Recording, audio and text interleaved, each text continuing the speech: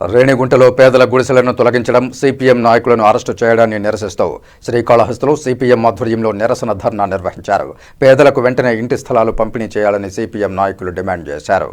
శ్రీకాళహస్తి అంబేద్కర్ విగ్రహం వద్ద సిపిఎం నాయకులు నిరసన ధర్నా చేపట్టారు.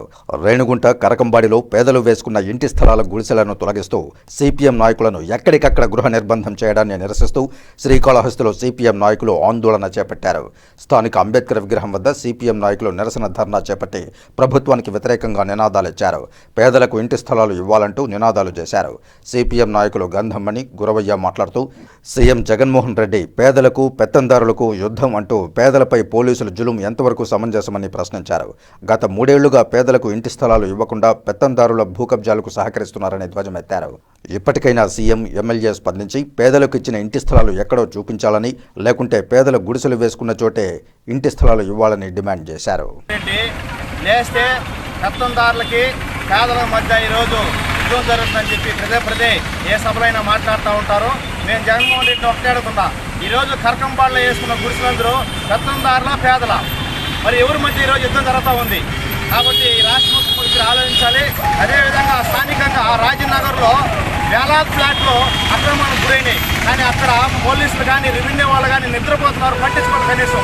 ఈరోజు సెంటు భూమి లేని పేదలు గుడిసెలు వేసుకుంటే పోలీసులు రాత్రి అరెస్ట్ చేయడం, రెవెన్యూ డిపార్ట్మెంట్ జోక్యం చేసుకోవడం, మరి ఇది పెత్తందారుల పెత్తానమా లేదంటే పేదల మంది పెత్తానం అనేది ఈ రాష్ట్ర ప్రభుత్వం కానీ స్థానిక ఉన్నటువంటి అదేవిధంగా రెవెన్యూ అధికారులు కానీ చెప్పాలని ఈ సందర్భంగా నేను డిమాండ్ చేస్తా ఉన్నాను.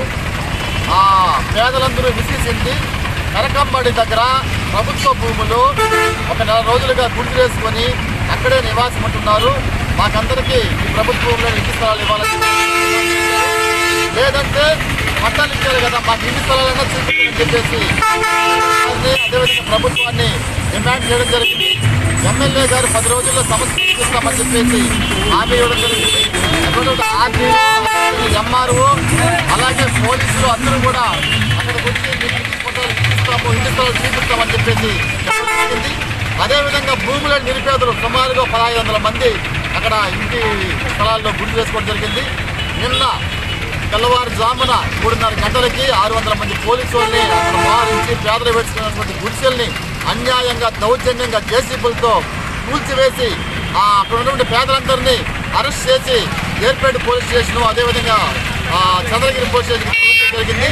నాయకులందరినీ ఈరోజు ఉదయం నుంచి హౌస్ అరెస్ట్ చేసి ప్రజాస్వామ్యాన్ని కూలి చేసే విధంగా పోలీసుల తీరు, ప్రభుత్వ తీరు ఉంది.